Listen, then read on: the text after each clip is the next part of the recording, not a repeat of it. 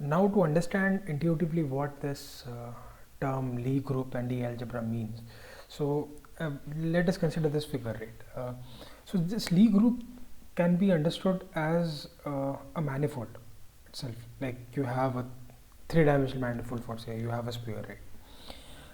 So that is you can picturize that as a Lie group, and you take a point on the surface, right, and you draw a tangent to it.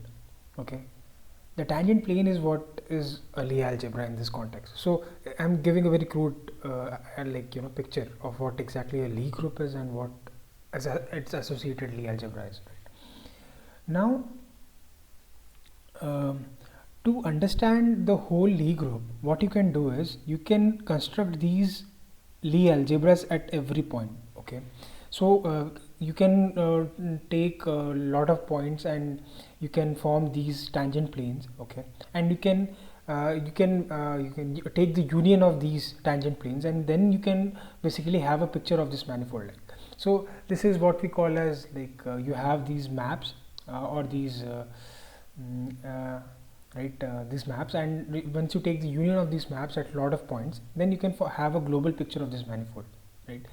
So Lie algebra is kind of a local idea. It gives you a local idea about your manifold, a bigger manifold. So what we discussed over here, these rotation matrices, right? These rotation matrices will lie over this Lie group, the R matrices, and the generators J, right? Just a sec, I will show the relation, this exponential relation, right? These R basically will form it's a parameter, it depends on three parameters. Okay, these theta are constant parameters, and this can be parameterized. There are a lot of ways to parameterize. One famous way you must be knowing is Euler parameterization.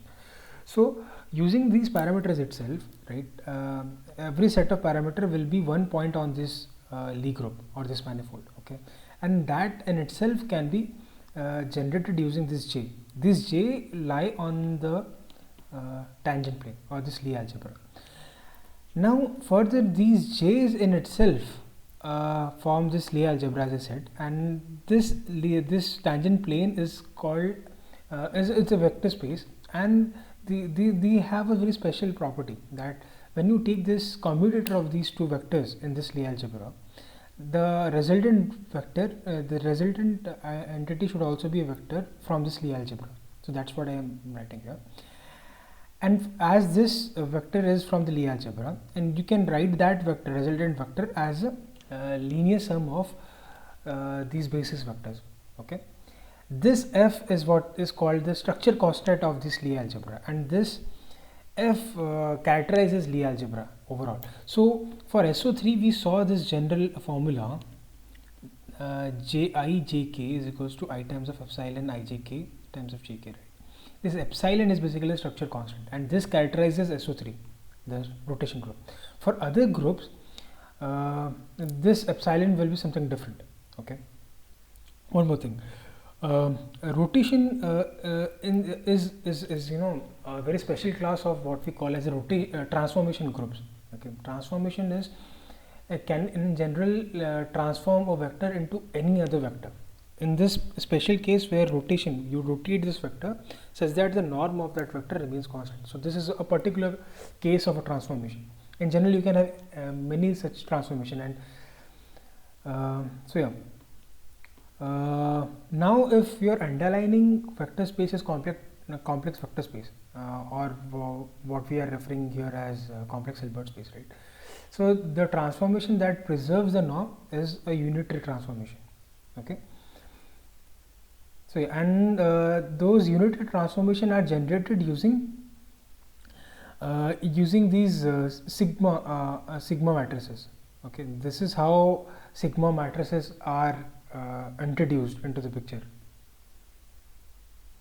Okay, just a sec. So these u, as I saw, as I wrote, right, u was written as exponential of u was, in general, u can be written in this form, and this right hand side can be written in the exponential of this form, right? So U is basically equal to exponential of this n dot sigma. N dot sigma is a general element in that Lie algebra space.